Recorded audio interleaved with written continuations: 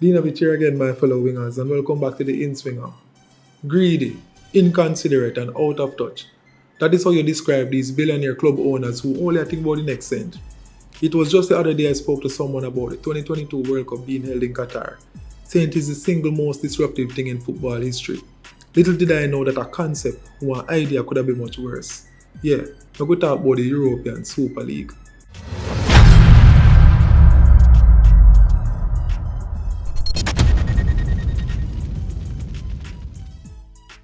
The Super League was a long discussed idea for a close competition that would include the biggest clubs in Europe.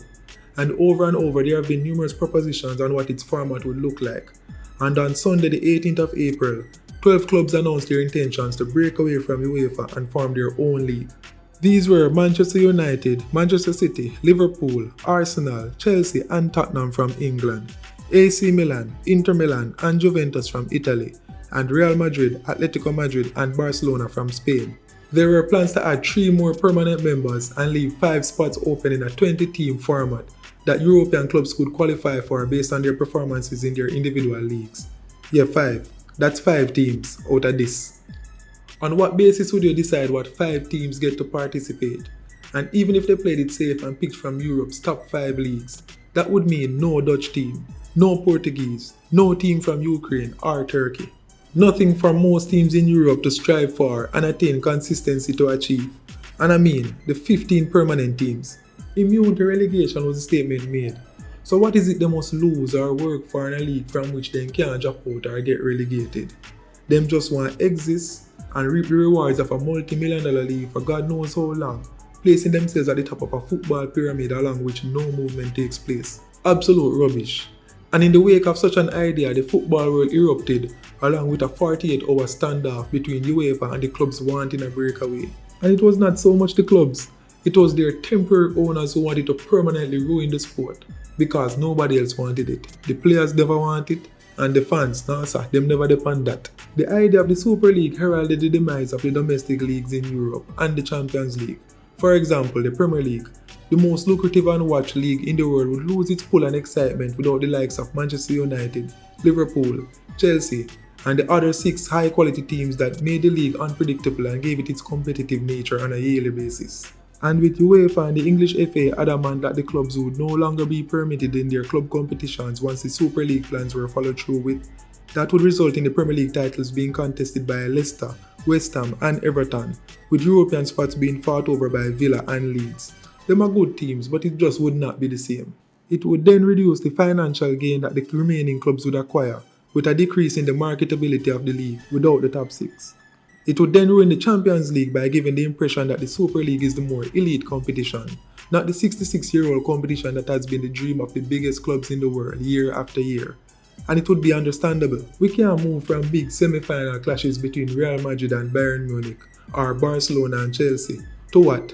The epic showdown between Southampton and Bilbao? Nobody wants to see that. I don't want to see that.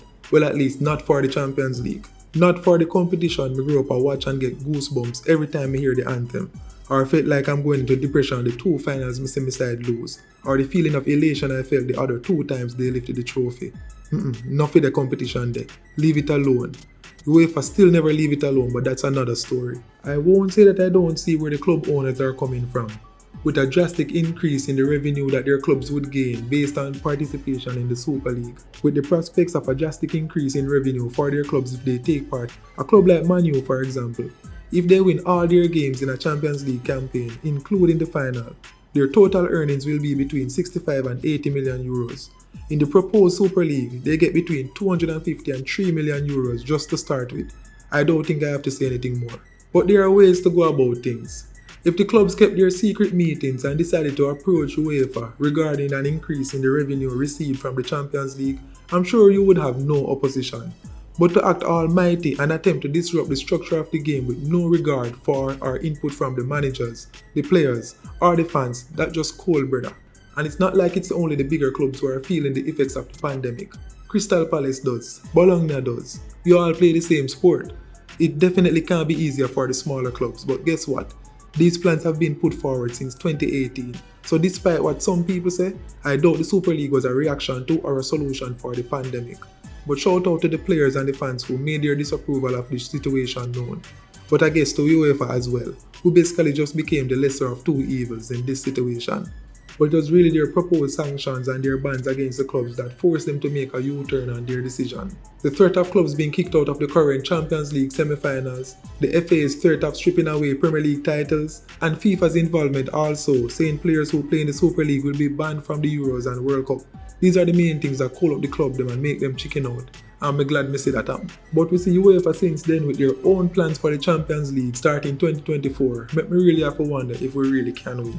If we can't just have football without someone thinking, how we can make this better? Wanna just build big man, just leave it. Whether that will happen, I don't know. But what I'm sure about is that once finances are involved, the ones who in it for the love and for what it is, now go ever get a break. But then again, that's just me. What wanna think? Like the video and leave your thoughts in the comment section below. And again, thank you for watching.